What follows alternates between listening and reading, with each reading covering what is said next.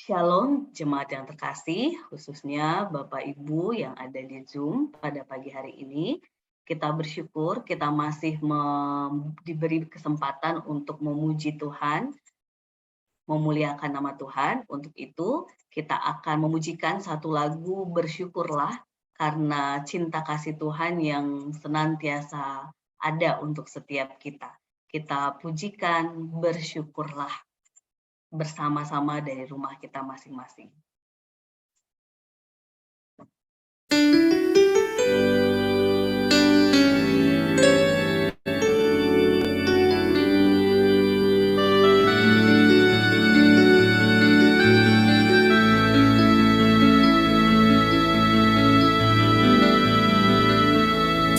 Kasih Allahku sungguh telah terbukti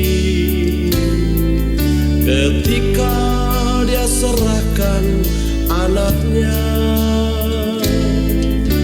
Kasih Allah mau berkorban bagi kau dan aku. Tak ada kasih seperti kasih-Nya. Kasih Allahku sungguh telah terbukti ketika Dia serahkan anaknya. Kasih Allah mau berkorban bagi kau dan aku. Tak ada kasih seperti kasih-Nya. Bersyukur, bersyukur, bersyukurlah, bersyukur karena kasih setiamu. Ku sembah, ku sembah, ku sembah dan ku sembah. Selama hidupku ku sembah Kau Tuhan. Bersyukur, bersyukur, bersyukurlah, bersyukur karena kasih setiamu. Ku sembah, ku sembah, ku sembah dan ku sembah. Selama hidupku ku sembah Kau Tuhan.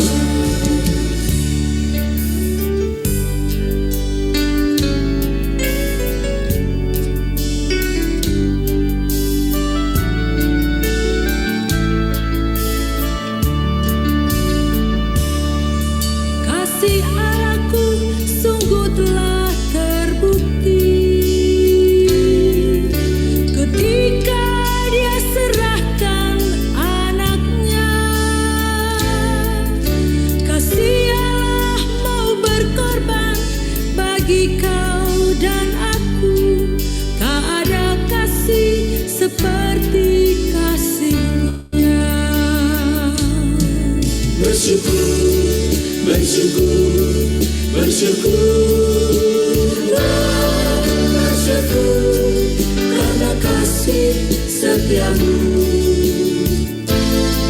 Ku sembah, ku sembah, ku sembah dan ku sembah. Selama hidupku ku sembah Kau Tuhan. Bersyukur, bersyukur, bersyukurlah, bersyukur karena kasih setiamu. Ku sembah, ku sembah, ku sembah dan ku sembah. Selama hidupku ku sembah Kau Tuhan. Selama hidupku ku sembah.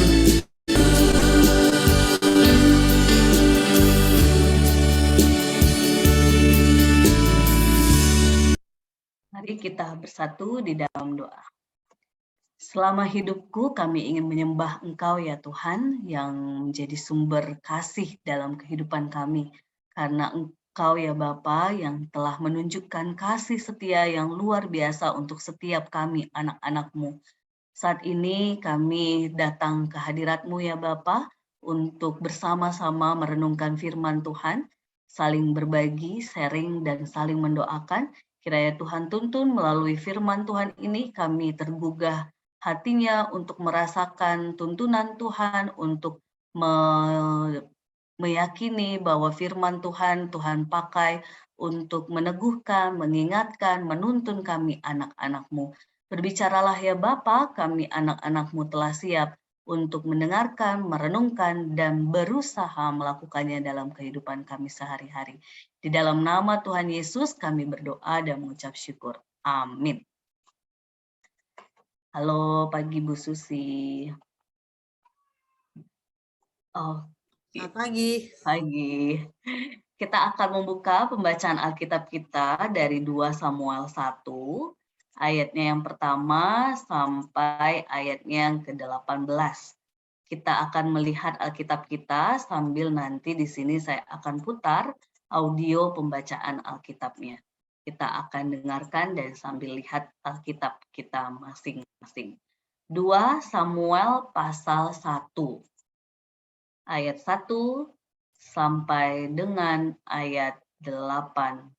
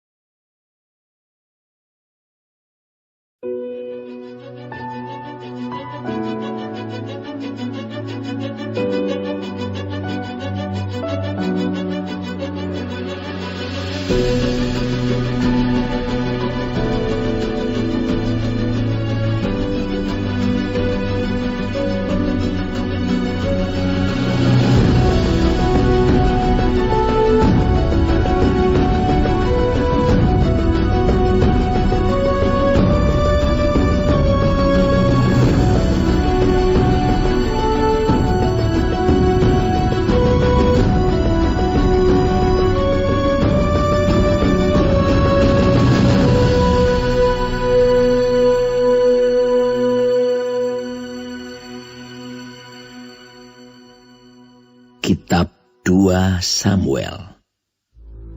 Setelah Saul mati, dan ketika Daud kembali sesudah memukul kalah orang Amalek dan tinggal 2 hari di Siklag, maka datanglah pada hari ketiga seorang dari tentara dari pihak Saul dengan pakaian terkoyak-koyak dan tanah di atas kepala. Ketika ia sampai kepada Daud, sujudlah ia ke tanah dan menyembah. Bertanyalah Daud kepadanya, "Dari manakah engkau?" Jawabnya kepadanya, "Aku lolos dari tentara Israel." Bertanyalah pula Daud kepadanya, "Apakah yang terjadi? Coba ceritakan kepadaku." Jawabnya, "Rakyat telah melarikan diri dari pertempuran. Bukan saja banyak dari rakyat yang gugur dan mati, tetapi Saul dan Yonatan anaknya juga sudah mati." Lalu Daud berkata kepada orang muda yang membawa kabar kepadanya itu, "Bagaimana kau ketahui bahwa Saul dan Yonatan anaknya sudah mati?" Orang muda yang membawa kabar kepadanya itu berkata, "Kebetulan aku ada di pegunungan Gilboa. Maka tampaklah Saul bertelekan pada tombaknya, sedang kereta-kereta dan orang-orang berkuda mengejarnya. Ketika menoleh ke belakang, ia melihat aku, lalu memanggil aku, dan aku berkata, 'Ya Tuanku.' Ia bertanya kepadaku, 'Siapakah engkau?' Jawabku kepadanya, 'Aku seorang Amalek.' Lalu katanya kepadaku, 'Datanglah kemari dan bunuhlah aku, sebab kekejangan telah menyerang aku, tetapi aku masih bernyawa.' Aku datang ke dekatnya dan membunuh dia, sebab aku tahu ia tidak dapat hidup terus setelah jatuh. Aku mengambil jejamang yang ada di kepalanya dan gelang yang ada pada lengannya, dan inilah dia. Aku bawa kepada Tuanku." Lalu Daud memegang pakaiannya dan mengoyakkannya. dan semua orang yang bersama-sama dengan dia berbuat demikian juga. Dan mereka meratap, menangis, dan berpuasa sampai matahari terbenam karena Saul, karena Yonatan anaknya, karena umat Tuhan, dan karena kaum Israel, sebab mereka telah gugur oleh pedang. Kemudian bertanyalah Daud kepada orang muda yang membawa kabar itu kepadanya. Asalmu dari mana? Jawabnya, Aku ini anak perantau, orang Amalek. kemudian berkatalah Daud kepadanya, Bagaimana?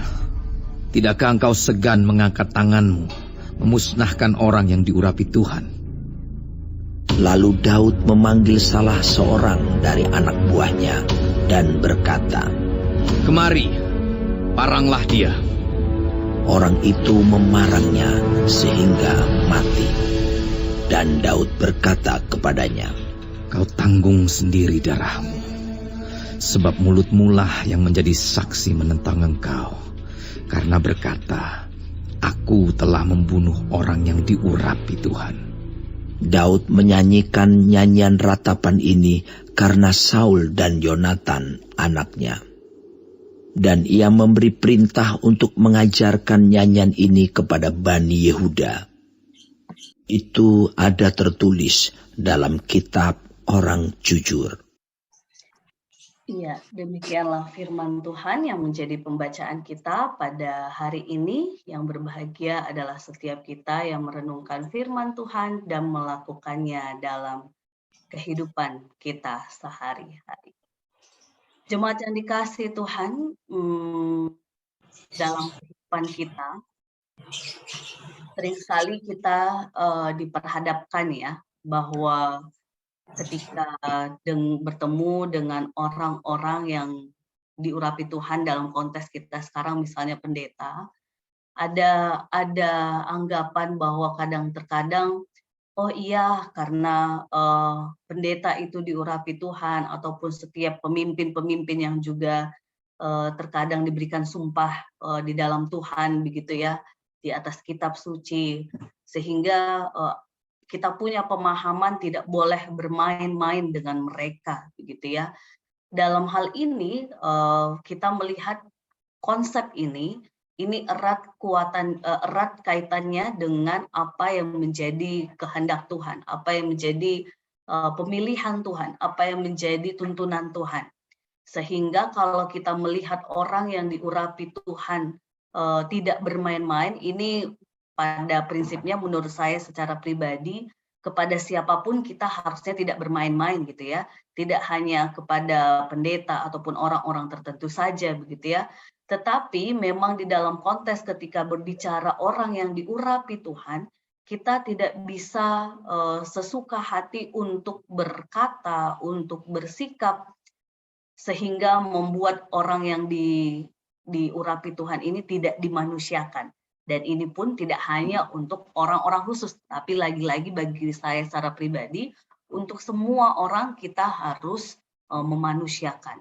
Nah, firman hari ini menarik, meneguhkan untuk kita melihat bagaimana Daud yang memaknai Saul sebagai seorang raja, dia adalah raja yang diurapi Tuhan. Ketika ada satu dari utusan prajurit Amalek begitu ya, yang menyampaikan kabar bahwa Saul dan Yonatan sudah mati, dan menceritakan bagaimana kronologinya, yang di satu sisi ia dengan polosnya berkata bahwa Saul sendiri yang meminta begitu ya, tetapi di satu sisi Daud melihat permintaan ini seharusnya juga tidak begitu saja dikabulkan, karena dia adalah orang yang diurapi Tuhan. Jadi ada dua pemahaman tafsiran yang melihat cerita ini, Bapak Ibu terkasih. Ada yang melihat bahwa si pelapor ini, ataupun yang prajurit Amalek tadi ini, dia memakai suasana tegang antara Saul dan Daud untuk mencari keuntungan. Jadi kita tahu sendiri ya, Bapak Ibu terkasih, bahwa Saul ini benci ataupun tidak menyukai Daud gitu ya, karena dia raja tetapi yang lebih disenangi yaitu Daud begitu ya, sehingga itu tersebar ke siapapun lah ya bahwa Saul ini tidak suka dengan Daud.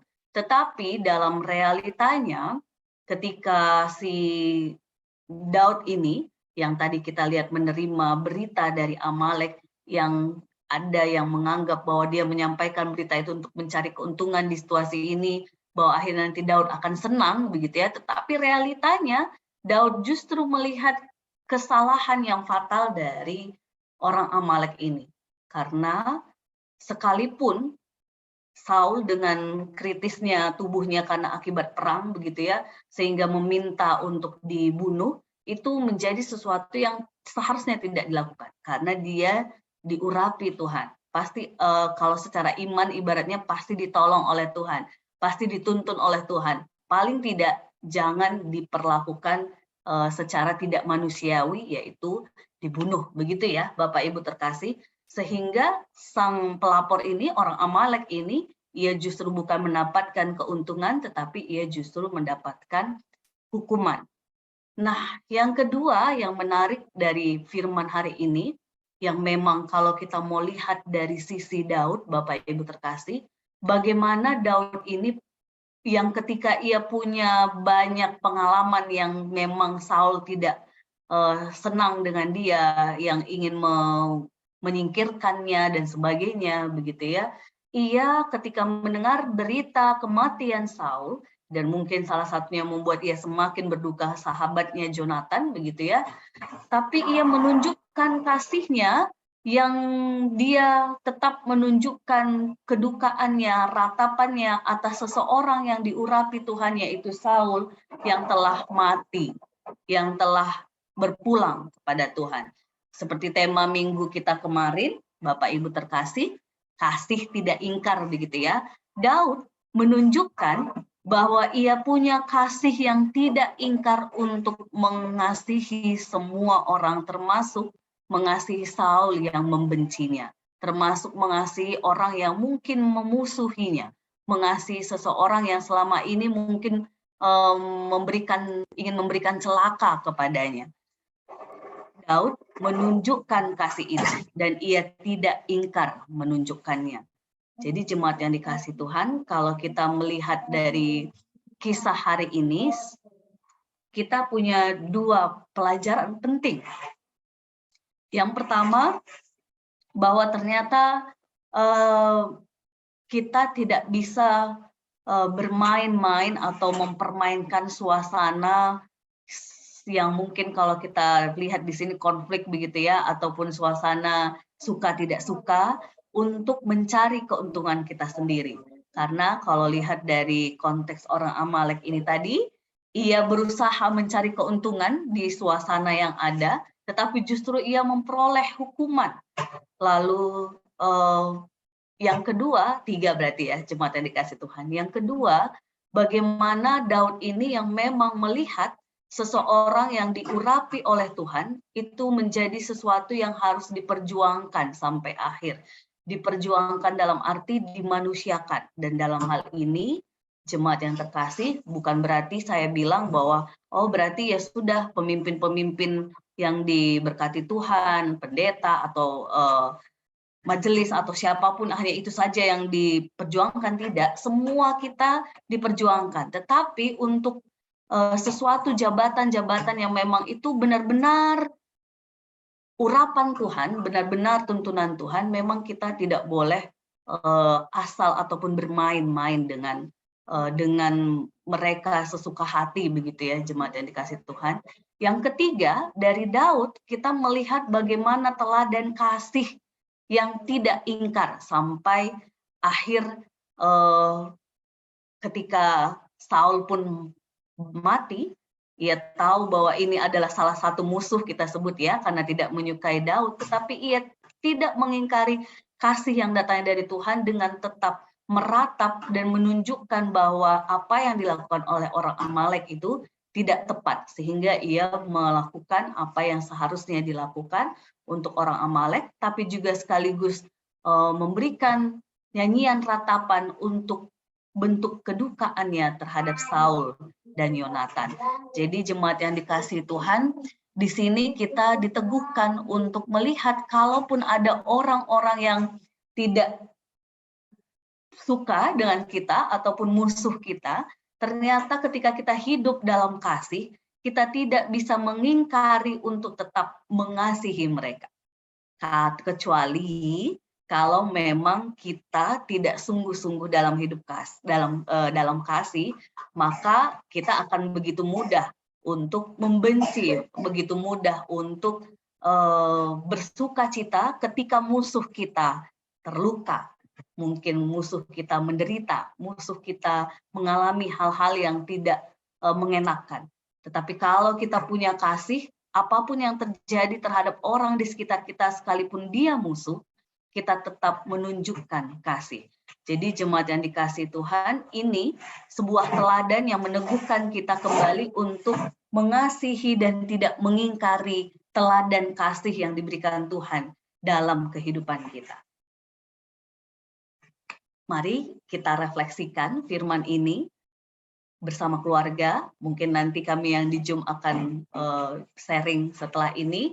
Bagi kita yang mungkin sendiri mendengarkan firman ini, mungkin bisa kita renungkan apakah kasih yang dalam diri kita, sungguh-sungguh kasih yang terus kita perjuangkan agar tidak ingkar, agar tidak mengelak, agar tidak berkhianat atau apapun itu yang sesuatu yang negatif begitu ya. Tetapi kita terus memperjuangkannya untuk mengasihi sekalipun itu dengan musuh kita.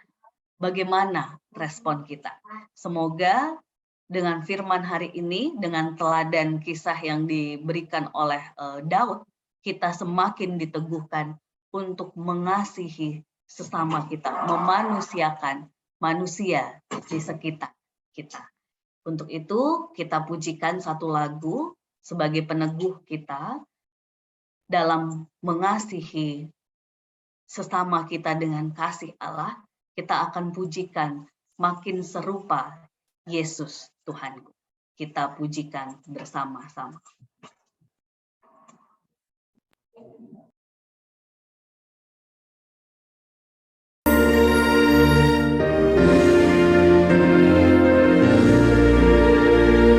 Makin serupa Yesus Tuhanku, inilah sungguh kerinduanku. Makin bersabar, lembut dan merendah, makin setia dan rajin bekerja. Ya Tuhanku, ku berikan padamu hidup penuh dan hatiku segenap. Hapuskanlah semua dosaku, jadikanlah milikmu tetap. Makin serupa Yesus Tuhanku, setiap hari ini doaku. Makin bergiat menjadi muridnya, makin berani menjadi saksinya. Ya Tuhanku, ku berikan padamu hidup penuh dan hatiku segenap. Hapuskanlah semua